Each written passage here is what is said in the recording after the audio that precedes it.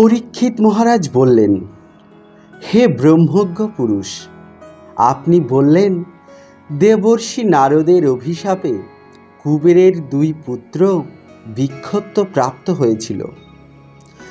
আমার জানতে ইচ্ছা হয় কী কারণে তাদের প্রতি এই অভিশাপ। এমন কি গর্হিত কার্য তারা করেছিল যাতে নারদের মতো ঋষি বরেরও তমগুণ আসলো?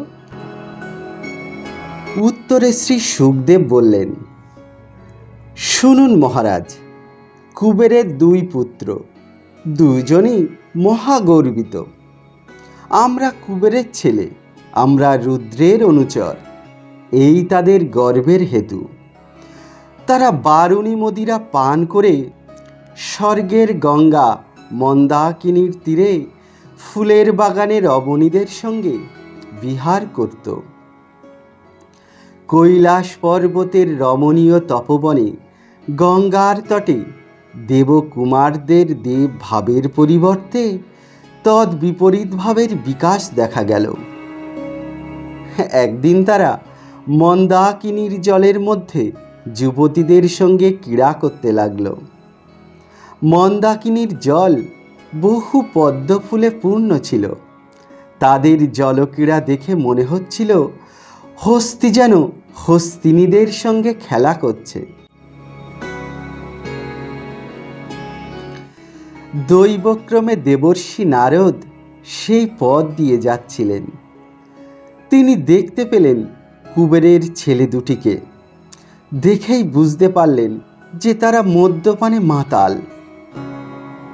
ঋষিকে আসতে দেখে বেআব্রু রমণীগণ লজ্জিতা হল। তারা শাপভয়ে ভীতা হয়ে শীঘ্র বসনে দেহ ঢাকল। কিন্তু নগ্ন ছেলে দুটির এক বিন্দু লজ্জা শরম দেখা গেল না।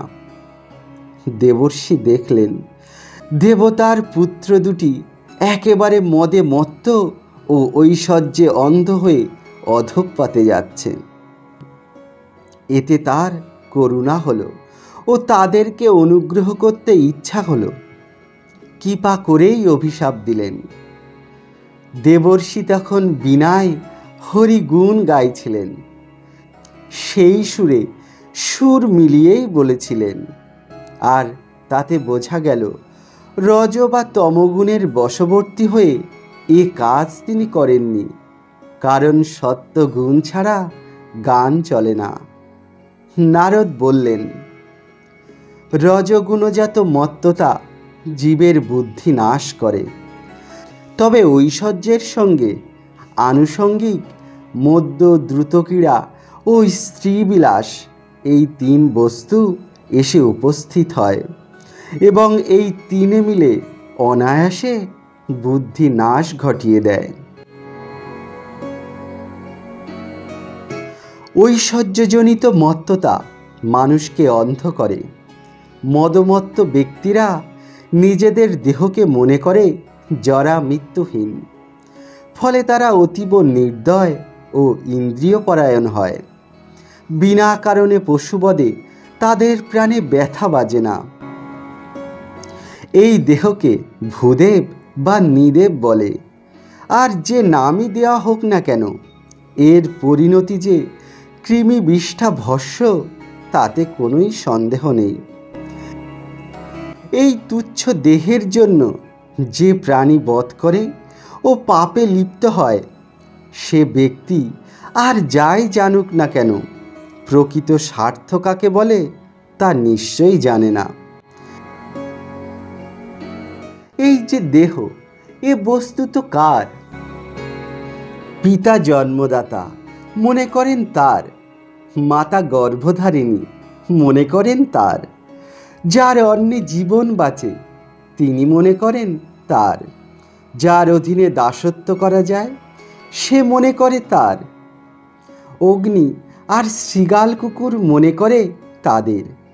এই যে সাধারণের সম্পত্তি দেহ, যার জন্মের পূর্বের সংবাদ বা মরণের পরের সংবাদ কিছুই আমরা জানি না, সেই দেহতে আত্মবুদ্ধি করে তার জন্য প্রাণীবধ করা কোনো বুদ্ধিমান মানুষের কার্য নয়। যারা ধনমদে অন্ধ ও অসৎ, দারিদ্রই তাদের ভালো ঔষধ। কারণ দরিদ্ররা স্বভাবতই অহংকারী হয় না। যার দেহে কাঁটা বিঁধেছে সে ইচ্ছা করে না অন্যের দেহে কাঁটা বিঁধুক, কারণ সে জানে কি বেদনা হয় কাঁটা বিঁধলে। আর যার গায়ে কাঁটা বেঁধেনি সে বোঝে না অন্যের বেদনা, কাজেই জানে না অন্যের সহিত কিরূপ ব্যবহার করতে হয়। যে ব্যক্তি দরিদ্র তার গর্ব করার মতো বিদ্যা, জাতি ও কুল থাকলেও সে গর্বিত হয় না। বাঁচবার জন্য দরিদ্রের অনেক কিচ্ছু করতে হয়, এতেই তার তপস্যার কার্য হয়। অন্যাভাবে দরিদ্রের দেহ ক্ষুধায় ক্ষীণ হয়, তাতে তার ইন্দ্রিয়গুলি শুষ্ক হয়, ফলে হিংসাবৃত্তিও দূর হয়ে যায়। সমদর্শী সাধুজনের দরিদ্র লোকের সঙ্গেই বেশি মিলন ঘটে। সাধু সঙ্গের ফলে দরিদ্রের বিষয় তৃষ্ণা দূর হয়ে যায়, সুতরাং শীঘ্রই সে শুদ্ধ চিত্ত হয়। প্রক্ষান্তরে সমচিত্ত সজ্জন ব্যক্তিরা সর্বদা গোবিন্দের পাদপদ্ম অনুসন্ধান করে বেড়ান। তারা ধনগর্বিত অসৎ ব্যক্তিদের উপেক্ষা করেন, কারণ তাদের দ্বারা সাধুদের কোনোই প্রয়োজন সিদ্ধ হয় না। এই চিন্তাগুলি নারদ ঠাকুর উচ্চস্বরেই ব্যক্ত করলেন। উদ্দেশ্য ওরা শুনে নিজেদের মঙ্গল বুঝুক। তিনি ঠিক করে ফেললেন এই যুবক দুটি সম্বন্ধে কি করণীয় তার। আমি তোমাদের মত্ততা নাশ করব। ঐশ্বর্য গর্বে তোমরা অন্ধ হয়েছ, সেই কারণে মদ ধরেছ।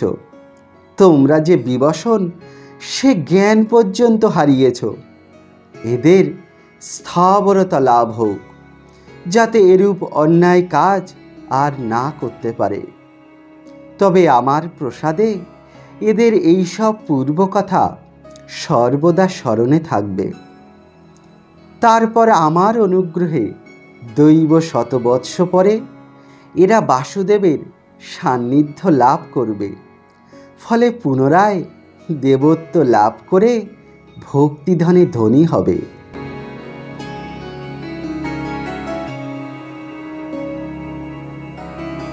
এই কথা বলে দেবর্ষি নারায়ণ আশ্রমে গমন করলেন। নলকুবর ও মণিগ্রীব দুটি অর্জুন বৃক্ষ হয়ে গোকুলে বাস করতে লাগলেন। আজ তাদের কাল পূর্ণ হয়েছে। ভগবান শ্রীহরি ঐরূপ উদুখলে বন্ধ অবস্থায় ধীরে ধীরে অর্জুন বৃক্ষ দুটির দিকে অগ্রসর হতে লাগলেন। উদ্দেশ্য ভক্তশ্রেষ্ঠ নারদের বাক্য আজ সত্য করবেন। ভাবলেন, আমার প্রিয়তম নারদ এই দেব কুমারদ্বয় সম্বন্ধে যা যা বলেছেন সবই করব। এদের উদ্ধার করে ভক্তিমান করব। এইরূপ মনে মনে ঠিক করে উদুখলে বাঁধা ভগবান বালগোপাল সেই অর্জুন বৃক্ষ দুটির মধ্য দিয়ে চলে গেলেন। তার প্রবেশ মাত্রেই উদুখলটি তেরছা হয়ে পড়ে গেল। আর দামোদর নিজের দিকে অতি জোরে উদুখলকে টানতে লাগলেন। কি আশ্চর্য! এই বালকের টানেই প্রাচীন বৃক্ষ দুটির মূল বন্ধন উৎপাটিত হয়ে গেল। বালকরূপী পরম পুরুষের বিক্রমে বৃক্ষের ডালপালা, শাখা পত্র সকল থরথর করে কাঁপতে লাগলো। তারপর শোনা গেল এক প্রচণ্ড শব্দ। সমূলে উৎপাটিত হয়ে মহাবৃক্ষদ্বয় ভূমিতে পতিত হল। তখন বৃক্ষ হতে বহির্গত হলেন দুটি অগ্নির মতো উজ্জ্বল সিদ্ধ পুরুষ। তাদের দেহের তেজে 10 দিক ঝলকিত হয়ে উঠল। নিকটবর্তী হয়ে তারা অখিল লোকনাথ শ্রীকৃষ্ণকে প্রণাম করলেন। রজস্তম গুণ শূন্য হয়ে তারা যুক্ত করে স্তব করতে আরম্ভ করলেন।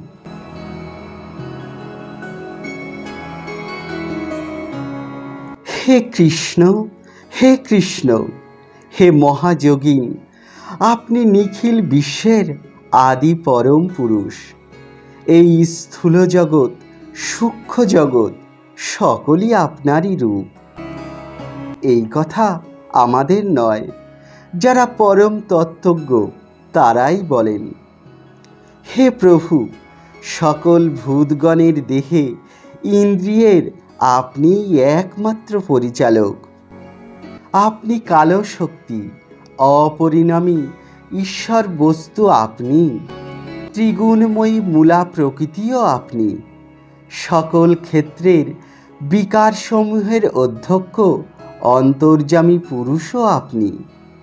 এই দুয়ের মিলনজাত প্রথম সৃষ্টি মহত্তত্ত্ব আপনি।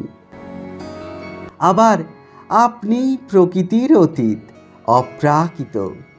প্রাকৃত কোনো বস্তু দ্বারা আপনাকে জানা যায় না। আপনি সকলের পূর্বে আছেন এবং গুণাতীত সিদ্ধ রূপেও আছেন। সুতরাং পরবর্তী কোনো গুণময় বস্তুর সামর্থ্য নেই আপনার সম্বন্ধে কিছু জানে। আপনি বিশ্ববিধাতা ভগবান বাসুদেব। আপনাকে স্তব করবার সামর্থ্য আমার নেই, কেবল নমস্কার করি। আপনি প্রাকৃত শরীর রহিত, অথচ অবতার রূপ গ্রহণ করেন প্রাকৃতবৎ মৎস্যাদি রূপেও। আপনার অবতার স্বরূপে এমন অতুলনীয় বলবীর্য প্রকাশ পায় যা অনন্য সাধারণ, যেমন আমাদের উদ্ধার। এসব দ্বারাই আপনাকে চেনা যায়। আপনি জগতের সকল লোকের ঐহিক পারত্রিক সর্ববিধ মঙ্গলের জন্য ও ভক্তগণের অভিলাষ পূর্ণ করবার জন্য সম্প্রতি পূর্ণরূপে আবির্ভূত হয়েছেন। হে পরম কল্যাণ, হে পরম মঙ্গলময়, আপনি যদুপতি, আপনি বাসুদেব, আপনি শান্ত মূর্তি। তাই আপনাকে বারংবার নমস্কার করি।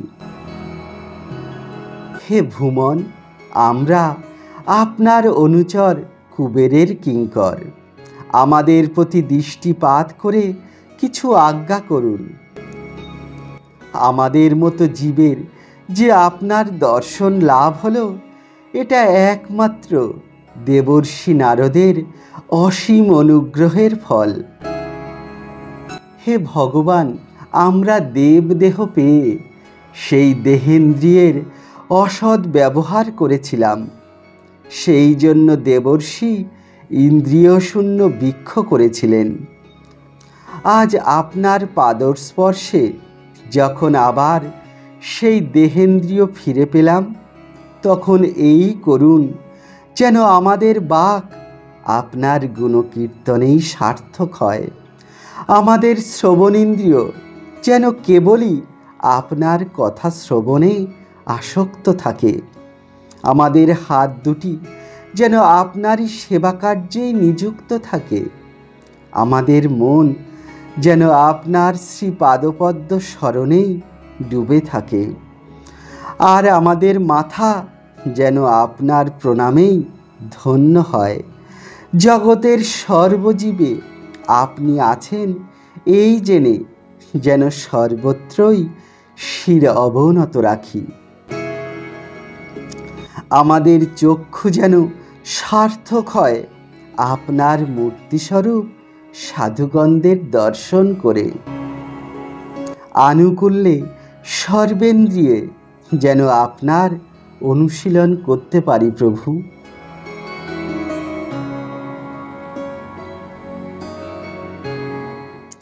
শ্রী সুখদেব বললেন, হে রাজন, গোকুলেশ্বর গোবিন্দকে তারা এই প্রকারে স্তব করলেন।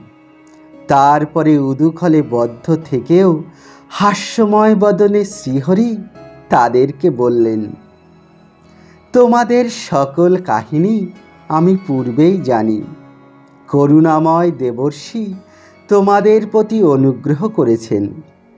ঐশ্বর্যমদে তোমরা অন্ধ হয়েছিলে, সেই জন্য ওই হীন ঐশ্বর্য যাতে নষ্ট হয়ে যায়, সেই জন্য দেবর্ষি এইরূপ কৃপাই করেছিলেন। অন্ধকারে চোখ যেন বন্ধ থাকে, সূর্য দর্শনে সেই বন্ধন দূর হয়ে যায়। সেইরূপ জীব ঐশ্বর্যমদে অন্ধ থাকে। যারা সাধু, সমচিত্ত, মদগত প্রাণ, তাদের দর্শনে সেই অন্ধতা ঘুচে যায়। এখন তোমরা নিজ গৃহে গমন করো। তোমরা মতপরায়ণ হয়েছ। আমার প্রতি তোমাদের বাঞ্ছিত যে প্রীতি তা উৎপন্ন হয়েছে, সুতরাং আর তোমাদের সংসার বন্ধন হবে না। এই সকল কথা শ্রবণ করে দুই ভাই শ্রী ভগবানকে পরিক্রমা করত পুনঃ পুনঃ প্রণত হলেন।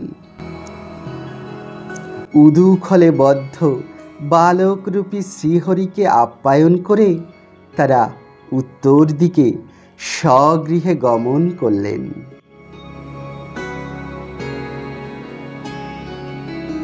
ইতি শ্রীমদ্ ভাগবতে দশম স্কন্ধে দশম অধ্যায় সমাপ্ত হল। জয় নিতাই।